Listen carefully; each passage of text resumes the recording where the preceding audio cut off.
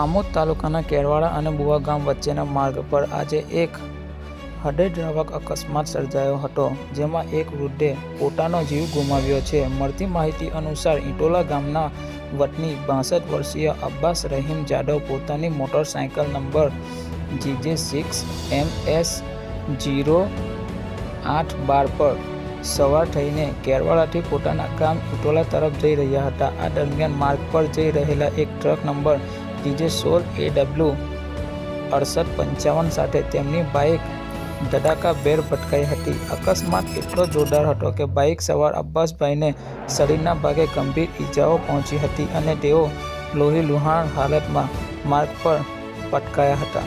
અકસ્માત સર્જાતા જ આસપાસના સ્થાનિક લોકો અને રાહદારીઓ તાત્કાલિક મદદ માટે દોડી આવ્યા હતા. લોકોએ માનવતા દાખવી ગંભીર રીતે ઘાયલ વૃદ્ધને તુરંત જ નજીકની હોસ્પિટલમાં સારવાર અર્થે ખસેડાયા હતા. જોકે કમનસીબે હોસ્પિટલમાં સારવાર દરમિયાન અબ્બાસભાઈનું મોત નીપજવા પામ્યું હતું.